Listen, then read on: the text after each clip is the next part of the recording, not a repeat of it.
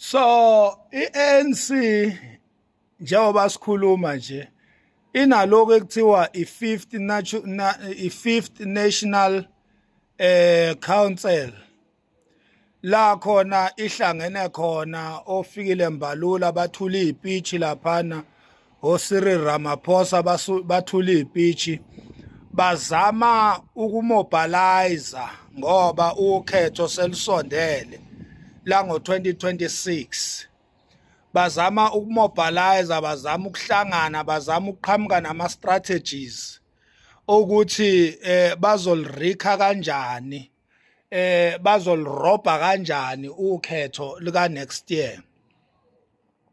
I-SABC ibhizi sibangela isidini sibangela isicefe ikhohlwa ngisho imadlanga commission isibangela isicefe ilode isidlalela lamasimba enhla omhlangano we-ANC. Angazi ukuthi besikade sithe thina sifuna ukubuka lamasimba omhlangano we-ANC yini.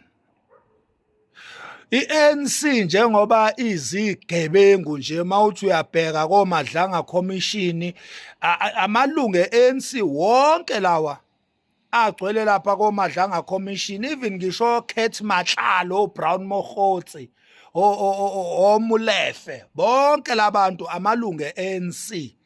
Osenzo Mchunu, obheka icele, imsuni nina ye-ANC yonke le.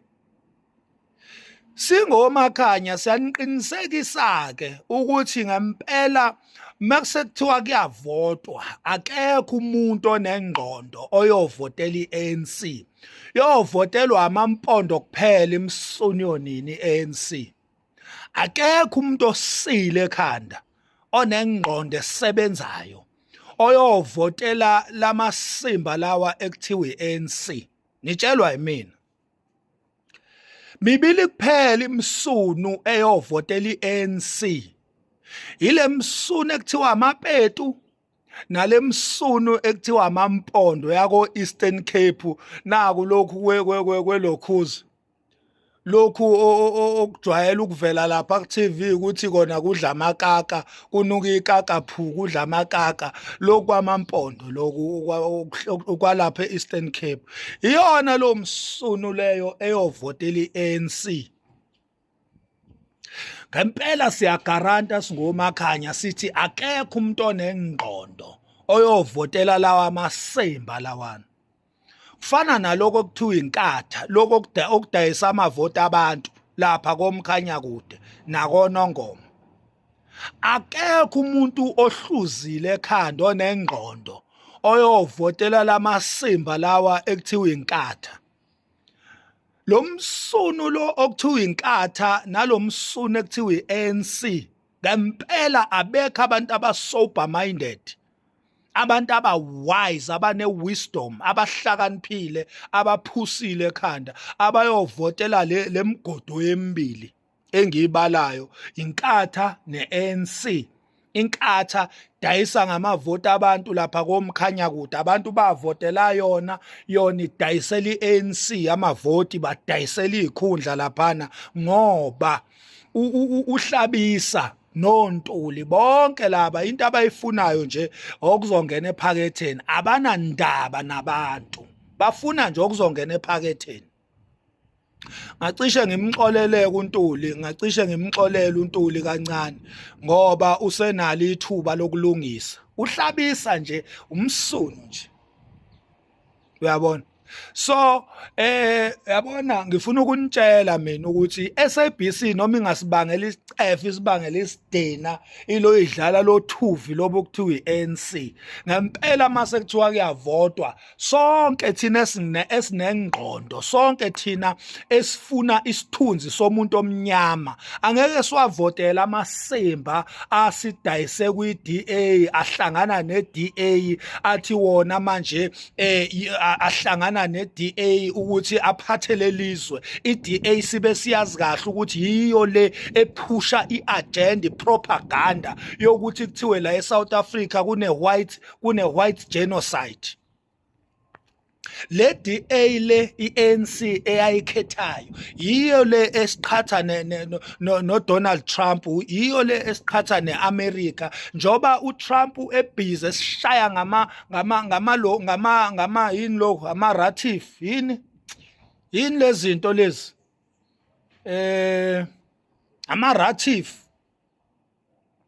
unswinyo, angisho ngesiZulu unswinyo. Njengoba sishawa ngonswinyo nje ingenxa yalomsune ekuthiwa iANC owakhetha ukuhlangana neDA ukuthi benze lo masimbe ekuthiwa iGNU.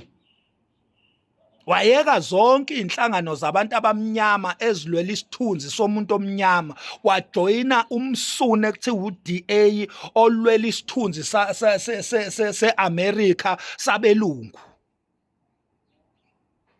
Akekho-ke nje umuntu onengqondo, akekho umuntu onengqondo esebenzayo oyovotela lowo masimba lawo. Siyathemba nje ukuthi abantu bakithi bafundile emaphutheni abo ukuthi bawuvotelile lo msune ekuthiwa i-ANC nalo ekuthiwa inkathi nalo ekuthiwa i-DA basidayisa. I-DA idayisa ngathi, i-DA iyo le ehambi ye-America iyodayisa ngathi. Lokho kuthiwa o-AfriForum iyo leyo msunu leyo ehamba iyohle ngathi e-America ithi la eSouth Africa kune-white genocide, ithi la eSouth Africa thina sihlukumeza abelungu, kube kuyibona abahlukumeza thina, kube kuyibona ngisho ey'koleni aba-racial abahlukumeza iy'ngane zabantu abamnyama, othisha abamhlophe babhizi ey'koleni lezi ey'bizayo zabelungu bahlukumeza iy'ngane zabantu abamnyama ngoba bacasulwa ukuthi why zi-afforda njengabo, why zi-afforda njengey'ngane zabo. Babhizi bayihlukumeza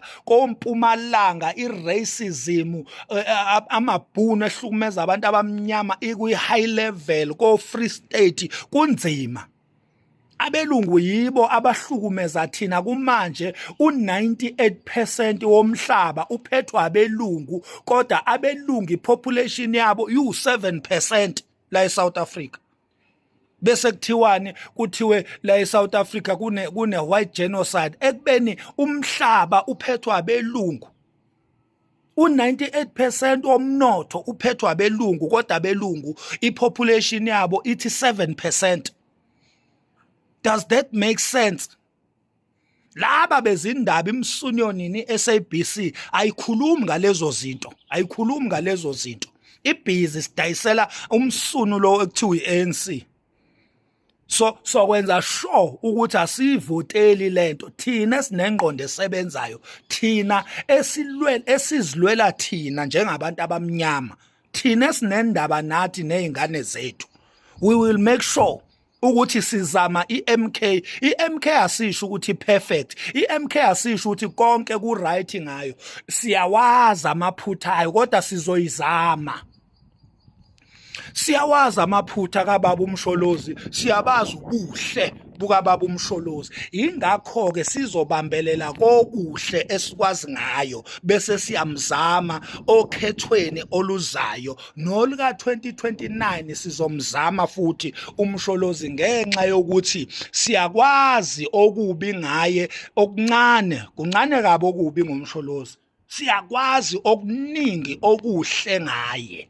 Ingakho sizomvotela uMsholozi. Asisho ukuthi uperfect, asisho ukuthi uyingelosi, asisho ukuthi akazabenza oronke. Sithi sizomzama ngoba siyabazi oright bakhe, siyakwazi okuhle ngomsholozi. Siyamazi thina uMsholozi ejahelwa ukuthi uvikela iSouth Africa uyifaka ngaphansi kweBRICS. Namhlanje South Africa is the most respectable country in Africa ngenxa kaMsholozi. Siyamazi uMsholozi thina ekhipha istatement elwa ebuza ukuthi uphi umnotho, iphi freedom yomuntu omnyama. Azange sinikezwe freedom yomnotho, thina sanikezwe freedom yokuvota kuphela. Siyamazi uMsholozi ekhuluma amazwi njengalawo. Ethi asizange sanikwa ifreedom yomnotho, sanikwa ifreedom yokuvota kuphela, sanikwa ilungelo lokuvota, kodwa elomnotho nomhlaba ilungelo azange silithole. Amazwi kaMsholozi lo. Siyamazi thina uMsholozi eimplementa lento ekuthiwa i-free education. i-free education zaze zatoyitoya iy'ngane zitoyitoyela ukuthi ayifike radically kanti umsholozi wayeneplani yakhe